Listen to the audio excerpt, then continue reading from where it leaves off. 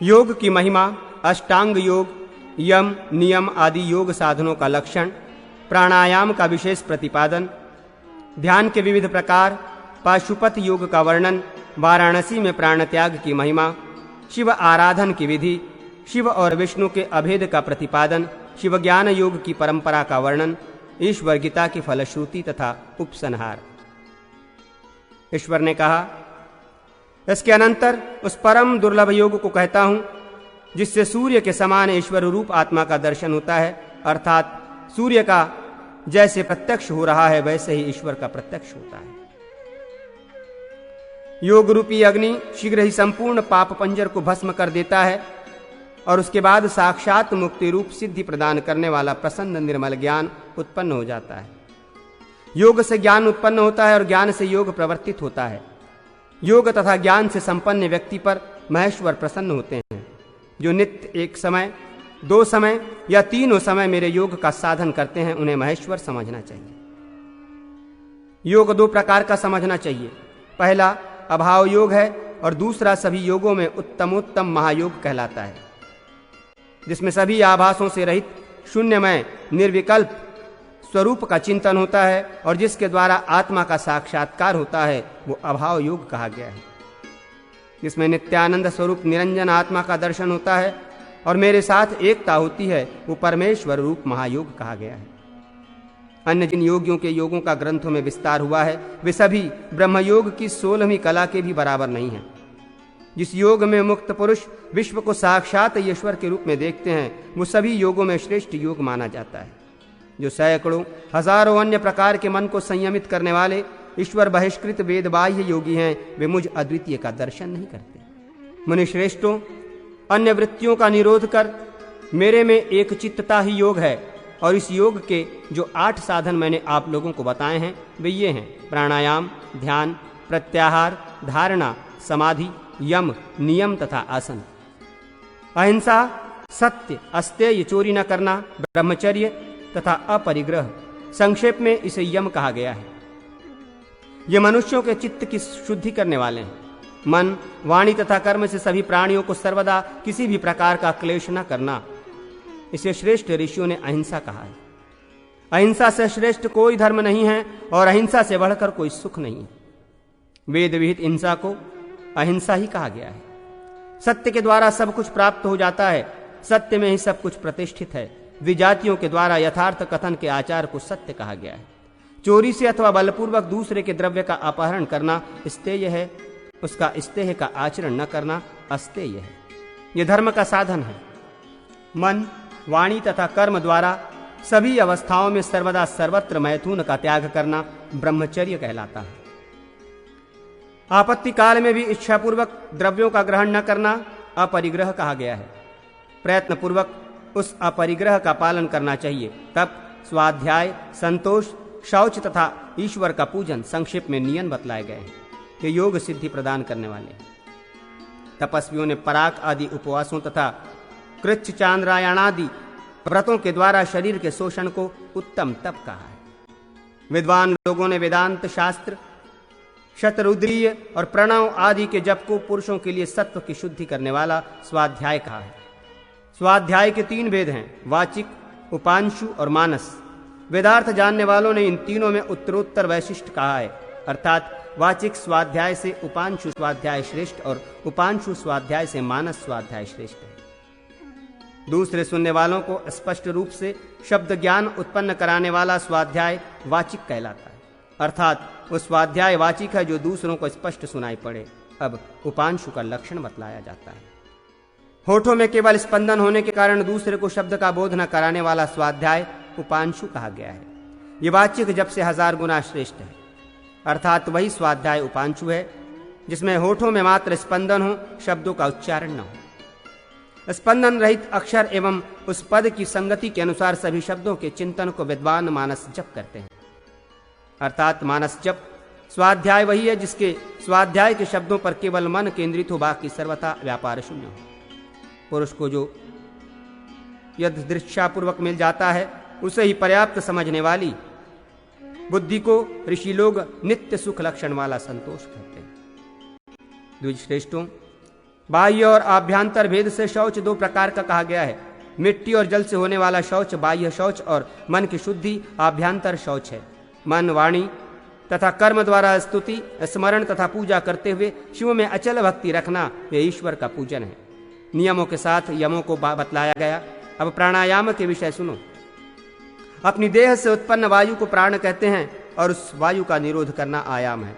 उत्तम, मध्यम तथा अधम के भेद से ये 3 प्रकार का कहा गया है। वैसा गर्भ और अगर्भ भेद से 2 प्रकार का है।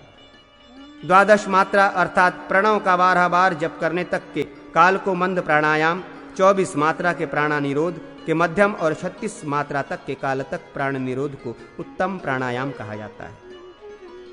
मंद, मध्यम तथा मुख्य अर्थात उत्तम नाम के प्राणायामों में क्रम से प्रस्वेद, पसीना, कंपन तथा उत्थान होता है।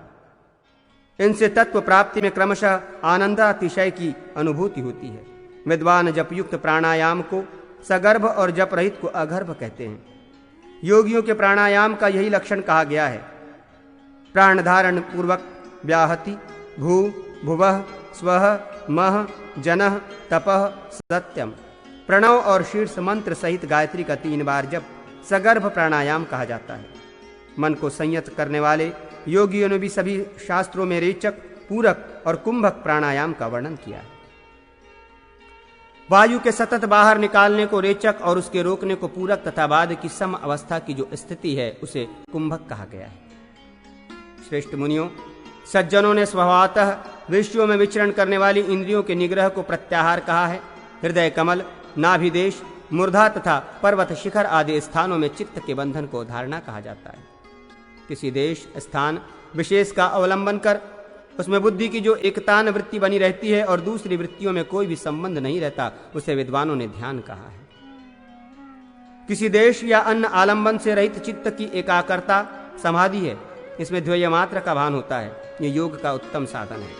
12 प्राणायाम पर्यंत धारणा, 12 धारणा पर्यंत ध्यान और 12 ध्यान पर्यंत समाधि कही जाती है। स्वस्तिकासन, पद्मासन तथा अर्धासन भेद से आसन 3 प्रकार का कहा गया है। सभी साधनों में यह साधन उत्तम है। विप्रेंद्रों, अपने दोनों उरुओं के ऊपर दोनों पादतलों को रखकर बैठने को उत्तम पद्म नामक आसन कहा गया है। श्रेष्ठ मुनियों, एक पैर को दूसरे जांघ के ऊपर रखकर बैठने को अर्धासन कहा जाता है। ये योग का उत्तम साधन है। दोनों पैरों को जानुओं एवं उरुओं के भीतर करके बैठने को श्रेष्ठ स्वस्तिक नामक आसन कहा जाता है। विपरीत देश, स्थान और विपरीत काल में योग तत्व का दर्शन भी नहीं होता। अग्नि के समीप, जल में, सूखे पत्तों के ढेर मध्य, जंतुओं से भरे स्थान में, शमशान में, पुराने गोष्ठ में, चौराहे में, कोलाहल और भययुक्त स्थान में, चैत्य के समीप, दीमकों से पूर्ण स्थान, अशुभ स्थान, दुर्जनों से व्याप्त और मच्छर आदि से भरे स्थान तथा देह संबंधी कष्ट और मन की अस्वस्थता की दशा में योग साधना नहीं करनी चाहिए। अच्छी प्रकार रक्षित शुभ स्थान, पर्वत की गुफा, नदी के किनारे, पुण्य देश, देव मंदिर, घर, शुभ, रमणीय, जनशून्य, जंतुओं से रहित स्थानों में योग को सतत अपने को मेरे परायण रखते हुए योग साधना करनी चाहिए। योगी को चाहिए कि वह शिष्यों सहित श्रेष्ठ योगियों, विनायक, गुरु तथा मुझे प्रणाम करके समाहित मन होकर योग साधना करे। स्वस्तिक, पद्म तथा अर्धासन बांधकर नासिका के अग्रभाग में कुछ कुछ खुली हुई आंखों से दृष्टि को स्थिर करके निर्भय तथा शांत होकर मायामय संसार के चिंतन का परित्याग कर अपने आत्मा में स्थित परमेश्वर देव का चिंतन करना चाहिए। शिखा के अग्रभाग में 12 अंगुल के प्रदेश में धर्म स्वरूप कंद से प्रादुर्भूत, ज्ञान रूप नाल वाले, ऐश्वर्य रूप 8 दलों वाले, वैराग्य रूपी कर्णिका से युक्त अत्यंत श्वेत एवं सुंदर कमल की कल्पना करें और उस कमल को कर्णिका में हिरण्यमय श्रेष्ठ कोश का ध्यान करें। उस कोश में विशुद्ध अविनाशी साक्षात परम ज्योति का ध्यान करें, जिसे सर्वशक्ति संपन्न दिव्य अव्यय ओमकार से वाच्य अव्यक्त और प्रकाश की किरण मालाओं से व्याप्त कहा गया है। इस ज्योति में अपने आत्मा की अभेद भावना कर आकाश के मध्य में स्थित परम कारणा स्वरूप परमेश्वर का ध्यान करे और परमेश्वर रूप एवं सर्वव्यापी होकर किसी भी अन्य वस्तु का चिंतन न करे। यह अत्यंत गुह्य ध्यान है। अब दूसरा ध्यान कहा जाता है, अपने हृदय देश में पूर्व में कहे गए उत्तम कमल का चिंतन कर उस कमल में अग्नि के समान तेजस्वी कर्तारूप 25वें तत्व पुरुषात्मक परमात्म रूप आत्मा का चिंतन करना चाहिए। उस परमात्मा के भीतर परम आकाश अवकाश है, क्योंकि परमेश्वर विभु विराट हैं। ओमकार से बोधित सनातन तत्व अच्युत शिव कहलाता है। उसके भीतर अव्यक्त प्रकृति में लीन उत्तम परम ज्योति, परम तत्व, आधातार, निरंजन, नित्य एक रूप महेश्वर का तन्मय होकर ध्यान करना चाहिए, अथवा प्रणव के द्वारा पुनः सभी तत्वों का शोधन कर विशुद्ध परम पद रूप मुझ में अपने आत्मा को स्थापित करें और उसी ज्ञान रूपी जल से अपनी देह को आप्लावित करके मुझ में चित्त आसक्त करें, तथा मेरे परायण होकर अग्निहोत्र का भस्म ग्रहण करें और अग्नि इत्यादि मंत्र के द्वारा भस्म से अपने संपूर्ण शरीर को उपलवित कर अपने आत्मा में परम ज्योति स्वरूप ईशान का चिंतन करें। जीव को बंधन रूप पाश से मुक्त करने के लिए ये पाशुपत नामक योग कहा गया है। यह संपूर्ण वेदांत का सार है और श्रुति में इस योग की अवस्था को भी सभी आश्रमों की अवस्था से अतीत अवस्था, उत्कृष्ट अवस्था बतलाया गया है। इसे अत्यंत गुह्य और द्विजातियों, भक्तों एवं ब्रह्मचारियों के लिए मेरा सायुज्य प्रदान करने वाला कहा गया है। ब्रह्मचर्य, अहिंसा, क्षमा, शौच, दप, दम, संतोष, सत्य तथा आस्तिकता, ये सभी इस पाशुपत व्रत के विशेष अंग हैं। इनमें से एक अंग के भी न होने से इस योग का व्रत लुप्त हो जाता है। इसलिए इन आत्मगुणों, ब्रह्मचर्य, अहिंसा आदि 9 व्रतों के अंगों से युक्त साधक ही मेरा पाशुपत व्रत धारण कर सकता है। राग, भय और क्रोध से रहित, मत्स्य परायण और मेरे आश्रित अनेक लोग इस पाशुपत योग के द्वारा मेरा भाव प्राप्त कर पवित्र हो गए हैं। जो जिस प्रकार मेरे पास आते हैं मैं भी उसी प्रकार उन्हें स्वीकार करता हूँ। इसीलिए ज्ञान योग के द्वारा मुझे परमेश्वर की आराधना करनी चाहिए, अथवा भक्ति योग, परम वैराग्य एवं ज्ञान युक्त चित्त के द्वारा पवित्रता पूर्वक सदा मेरा पूजन करना चाहिए। सभी कर्मों का परित्याग कर भिक्षा का अन्न ग्रहण करते हुए, अन्य कुछ भी संग्रह न करते हुए साधना करने वाला साधक मेरा सायुज्य नामक मोक्ष प्राप्त करता है। यह मैंने गुह्य बात बतलाई।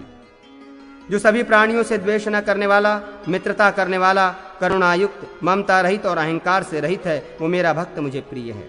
जो संतुष्ट रहने वाला, निरंतर योग साधना करने वाला, संयमित चित्त, दृढ़ निश्चयी और मुझ में मन तथा बुद्धि अर्पण करने वाला है, वो मेरा भक्त मुझे प्रिय है। जिससे किसी भी प्राणी को उद्वेग प्राप्त नहीं होता और किसी भी प्राणी से जो उद्विग्न नहीं होता, जो हर्ष, अमर्ष और भय से होने वाले उद्वेगों से रहित है, वो मुझे प्रिय है। जो किसी भी प्रकार की अपेक्षा न रखने वाला, पवित्र, कुशल, वेद शास्त्र निषिद्ध त्याग में सावधान, पक्षपात से शत्रु मित्र भाव से रहित, दुख से आक्रांत होने पर भी व्यथा का अनुभव न करने वाला और सभी प्रकार के आरंभों का परित्याग करने वाला, वो भक्ति युक्त पुरुष मेरा प्रिय है। जो निंदा एवं स्तुति को समान समझने वाला, मननशील, जिस किसी भी पदार्थ से संतुष्ट रहने वाला, ग्रह से ग्रहासक्ति से रहित है, वो स्थिर बुद्धि वाला मेरा भक्त मुझे प्राप्त करता है। मुझ में परायण रहने वाला, सभी कर्मों में सदा करते रहते हुए भी मेरी कृपा से शाश्वत परम पद प्राप्त करता है। चित्त से सभी कर्मों को मुझ में अर्पित कर मत्स्य परायण होते हुए आशा एवं ममता की आसक्ति से रहित होकर एकमात्र मेरी ही शरण ग्रहण करना चाहिए। कर्म फल की आसक्ति का सर्वथा परित्याग कर नित्य संतृप्त और अन्य आश्रय रहित एकमात्र परमेश्वर को ही आश्रय समझने वाला व्यक्ति कर्मों से प्रवृत्त होते हुए भी उन कर्मों के द्वारा बंधन में नहीं पड़ता। आशा रहित, संयमित चित्त वाला, सब प्रकार के परिग्रहों, संचयों का परित्याग कर केवल शरीर रक्षा के निमित्त कर्म करते हुए भी व्यक्ति उस पद मोक्ष को प्राप्त कर लेता है। अनायास जो उपलब्ध हो उसी में संतुष्ट रहने वाले और सभी प्रकार के सुख दुखादि द्वंद्वों से रहित रहने वाले पुरुष के द्वारा केवल मेरी प्रसन्नता के लिए किए गए कर्म संसार रूपी बंधन का विनाश करने वाले हैं। मुझ में मन लगाने वाला, मुझे नमस्कार करने वाला, मेरा पूजन करने वाला और मुझे ही अपना परम अयन आश्रय समझने वाला योगी मुझ योग ईश परमेश्वर को जानकर मुझे प्राप्त कर लेता है। मुझ में बुद्धि रखने वाले साधक सतत परस्पर मेरा बोध करते हुए और नित्य मेरा वर्णन करते हुए मेरा सायुज्य प्राप्त करते हैं। इस प्रकार नित्य योग युक्त पुरुष की माया अज्ञान से उत्पन्न तथा उनसे भी उत्पन्न कर्म रूप समस्त अंधकार का प्रकाशमान ज्ञान रूपी दीपक के द्वारा भी मैं नाश कर देता हूँ। मुझ में बुद्धि लगाने वाले जो मनुष्य सतत मेरी पूजा करते हैं उन नित्य योग युक्त पुरुषों के योग क्षेम में मैं निर्वाह करता हूँ। और जो दूसरे लोग अभिलषित विषयों के उपभोग के लिए ही भिन्न भिन्न देवताओं का पूजन करते हैं उनका अंत विषय भोग तक ही समझना चाहिए, क्योंकि देवता के अनुसार ही फल भी होता है। जो दूसरे देवों के भक्त हैं वे यदि मेरी भावना से युक्त होकर दूसरे देवताओं की पूजा करते हैं, अर्थात दूसरे देवों में मेरी भी भावना करते हैं, वे भी मुझ में भावना करने के कारण मुक्त हो जाते हैं। अतएव समस्त अनीश्वर देवताओं का परित्याग कर जो मुझ ईश का ही आश्रय ग्रहण करता है वो परम पद को प्राप्त करता है। पुत्र, स्त्री, ग्रह आदि में आसक्ति का परित्याग कर और शोक रहित होकर तथा अपरिग्रही होकर विरक्त पुरुष को मृत्यु पर्यंत शिवलिंग में परमेश्वर की आराधना करनी चाहिए। जो संपूर्ण भोगों का परित्याग कर सर्वदा लिंग का पूजन करते रहते हैं, उन्हें मैं एक जन्म में ही परम ऐश्वर पद मोक्ष प्रदान करता हूँ। परम आनंद स्वरूप, अद्वितीय, सद्रूप, निरंजन, ज्ञानात्मक और सर्वत्र व्याप्त शिवलिंग योगियों के हृदय में प्रदेश में अवस्थित रहता है। नियम पूर्वक भक्ति करने वाले दूसरे लोग विधि पूर्वक जहाँ कहीं भी शिवलिंग की भावना करते हुए उस महेश्वर लिंग की अर्चना करते हैं। जल में, अग्नि के मध्य में, आकाश में, सूर्य में, रत्न आदि में अथवा अन्यत्र कहीं भी ईश की भावना करके लिंग रूप ईश्वर की आराधना करनी चाहिए। ये सब कुछ लिंगमय है और सब कुछ लिंग में प्रतिष्ठित है। अतएव जहाँ कहीं भी लिंग रूप में शाश्वत ईश का अर्चन करना चाहिए।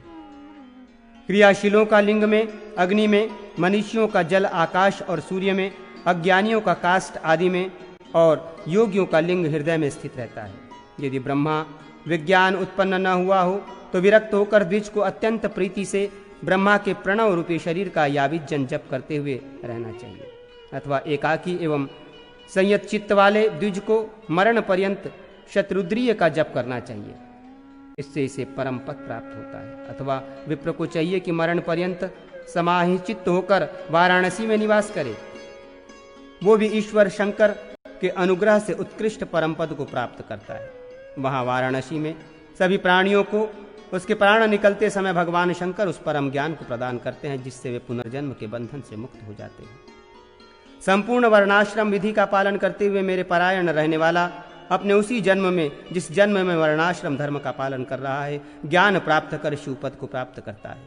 द्विजों, नीच अथवा पाप योनि वाले भी जो प्राणी वहाँ वाराणसी में निवास करते हैं, वे सभी ईश्वर शंकर के अनुग्रह से संसार को पार कर लेते हैं, किंतु जो पापाक्रांत चित्त वाले हैं उन्हें बहुत विघ्न होते हैं। इसलिए द्विजों, मुक्ति प्राप्त करने के लिए निरंतर धर्म का आश्रय ग्रहण करना चाहिए। ये वेदों का रहस्य है, इसे जिस किसी को नहीं देना चाहिए। धार्मिक तथा ब्रह्मचारी भक्ति को भी प्रदान करना चाहिए। व्यास जी बोले, इस प्रकार उत्तम आत्मयोग का वर्णन करके भगवान शंकर वहीं बैठे हुए प्रसन्नचित्त नारायण से कहा, मैंने ब्रह्मवादियों के कल्याणार्थ इस ज्ञान को कहा है। आप इस कल्याणकारी ज्ञान को शांतचित्त शिष्यों को प्रदान करें। अजन्मा भगवान शंकर ने ऐसा कहने के उपरांत श्रेष्ठ योगियों से कहा, द्विजोत्तमों, सभी द्विजाति भक्तों के कल्याण के लिए आप लोग भी मेरे कहने से सभी भक्त शिष्यों को मेरे ज्ञान का विधि पूर्वक उपदेश करें। जो ये नारायण है वो मैं ईश्वर ही हूँ, इसमें संदेह नहीं। जो हम दोनों में कोई भेद नहीं देखता, उसी को वो परम ज्ञान देना चाहिए। नारायण नाम वाली तथा शांत अक्षर संज्ञक मेरी ये परम मूर्ति सभी प्राणियों के हृदय में स्थित है। लोक में जो भेद दृष्टि वाले लोग इसके विपरीत समझते हैं, वे मेरा दर्शन नहीं करते हैं और बार बार संसार में जन्म लेते हैं। जो इन अव्यक्त विष्णु अथवा मुझ देव महेश्वर को एक ही भाव से देखते हैं, उनका पुनर्जन्म नहीं होता। इसलिए अनादि निधन आदि और अंत से रहित आत्मरूप अव्यय विष्णु मुझ में ही समझो और फिर वैसे ही पूजा भी करो। जो लोग इस विष्णु को दूसरा देवता मानकर मुझे दूसरा देवता समझकर देखते हैं, वे घोर नरकों में जाते हैं। मैं उनमें स्थित नहीं रहता हूँ। मूर्ख हो, पंडित हो, ब्राह्मण हो अथवा चांडाल हो, मेरे आश्रित रहने वाले प्रत्येक को मैं मुक्त कर देता हूँ, किंतु जो नारायण की निंदा करने वाला है मैं उसे मुक्त नहीं करता। इसलिए मेरे भक्त मुझ में प्रीति उत्पन्न करने के लिए इन महायोगी पुरुषोत्तम की अर्चना अवश्य करें, इन्हें नमस्कार अवश्य करें। ऐसा कहकर पिनाक धारण करने वाले भगवान शंकर वासुदेव का आलिंगन करके उन सभी के देखते देखते अंतर्निहित हो गए। भगवान नारायण ने भी सभी पारमार्थिक विग्रह का त्याग कर उत्तम तपस्वी का वेश धारण किया और सभी योगियों से कहा, आप लोगों ने परम श्रेष्ठ महेश्वर की कृपा से संसार बंधन को नष्ट करने वाला उन्हीं साक्षात महेश का निर्मल ज्ञान प्राप्त किया है। इसलिए मुनीश्वरों, विगत जरवर होकर आप सभी जाएं और धार्मिक शिष्यों में परम श्रेष्ठ के ज्ञान को प्रवर्तित करें। इस ईश्वर संबंधी विशिष्ट ज्ञान को विशेष रूप से शांत भक्त, धार्मिक और अग्निहोत्री ब्राह्मण को देना चाहिए। ऐसा कहकर योगियों में परम श्रेष्ठ वे महायोगी विश्वात्मा नारायण स्वयं अंतर्निहित हो गए। वे मुनिगण सभी देवों के आदि देवेश्वर महेश्वर को और भूतादि समस्त प्रपंच के मूल कारण नारायण को नमस्कार कर अपने स्थानों की ओर चले गए। महामुनि भगवान सनत कुमार ने सन्मर्थ को ईश्वरीय ज्ञान शिव ज्ञान का उपदेश प्रदान किया। उन्होंने भी योग ज्ञान सत्यव्रत को दिया। योगींद्र सनंदन ने महर्षि पुलह को और प्रजापति पुलह ने गौतम को ईश्वरीय ज्ञान प्रदान किया। अंगिरा ने वेदों के ज्ञाता भरद्वाज को और कपिल ने जगिशव्य तथा पंचशिख को वो ज्ञान दिया। सभी तत्वों के दृष्टा मेरे पिता पराशर ने भी वो परम ज्ञान सनक से प्राप्त किया और उसने वाल्मीकि से प्राप्त किया। प्राचीन काल में अर्धनारीश्वर भगवान शंकर के अंश से उत्पन्न महायोगी वामदेव जी ने मुझसे कहा, जो साक्षात पिनाकधारी रुद्र स्वरूप है। देवकी के पुत्र हरि भगवान नारायण ने भी स्वयं साक्षात अर्जुन को यह उत्तम ज्ञान प्रदान किया। जब मैंने वामदेव रुद्र से इस श्रेष्ठ ज्ञान को प्राप्त किया, तभी से मेरी गिरीश में विशेष भक्ति हो गई। मैंने शरणागतों के रक्षक, शरण, प्राणी मात्र के आश्रय, भूतों के इष्ट, गिरीश, स्थाणु, देवाधिदेव त्रिशूली रुद्र की विशेष रूप से शरण ग्रहण की है। पत्नी तथा पुत्रों के साथ आप सब लोग भी उस गोवृषवाहक कल्याणकारी भगवान शंभु की शरण में जाएं। उनकी कृपा से कर्मयोग के द्वारा व्यवहार करें और विभूति भूषण गोपति, इंद्रियों के पति महादेव शंकर की पूजा करें। ऐसा कहे जाने पर शौनक आदि महर्षियों ने पुनः शाश्वत स्थाणु सनातन महेश्वर एवं सत्यवती के पुत्र व्यास को प्रणाम किया और प्रसन्न मन होकर वे सभी लोगों के महेश्वर साक्षात ऋषिकेश प्रभु कृष्ण द्वैपायन व्यास से कहने लगे, भगवान आप ही की कृपा से शरणागतों की रक्षा करने वाले गुरु विश्वध्वज भगवान शंकर की ये अविचल भक्ति हमें प्राप्त हो गई है, जो देवताओं को भी दुर्लभ है। मुनि श्रेष्ठ, आप श्रेष्ठ कर्मयोग हमें बतलाएं, जिसके द्वारा मोक्षार्थी लोग इस भगवान ईश की आराधना करते हैं। आप वेद व्यास की सन्निधि में ही श्री सूत भगवान महेश्वर के वचनों को सुन लें, जो वचन समस्त लोकों के रक्षक हैं और जिनसे समस्त धर्मों का संग्रह हुआ है, अतः इनका वर्णन करें। इसके अतिरिक्त आप वो भी बताएं जो पूर्व काल में अमृत मंथन के समय इंद्र के द्वारा तथा मुनियों के द्वारा पूछे जाने पर कूर्म रूपी देवाधिदेव श्री विष्णु ने कहा था। आप उसी कर्मयोग का वर्णन करें। इस प्रकार मुनियों ने जो कहा उसे सुनकर सत्यवती के पुत्र कृष्ण द्वैपायन व्यास जी ने समाहित होकर मुनियों को सनातन कर्मयोग बतलाया। श्री सनत कुमार आदि प्रमुख मुनियों एवं भगवान कृतिवासा शंकर के मध्य संपन्न इस संवाद को जो नित्य पढ़ता है वो सभी पापों से मुक्त हो जाता है, अथवा जो ब्रह्मचर्य परायण विशुद्ध द्विजों को इस संवाद को सुनाता है या जो इस संवाद के अर्थ का अनुसंधान करता है वो परम गति को प्राप्त करता है। जो दृढ़ वृत्ति भक्ति संपन्न होकर इस संवाद को नित्य सुनता है वो सभी पापों से मुक्त होते हुए ब्रह्मलोक में प्रतिष्ठा प्राप्त करता है। इसीलिए विद्वानों को सभी प्रयत्नों के द्वारा नित्य इसका पठन, श्रवण एवं विशेष रूप से ब्राह्मणों को इसका सदा मनन करना चाहिए।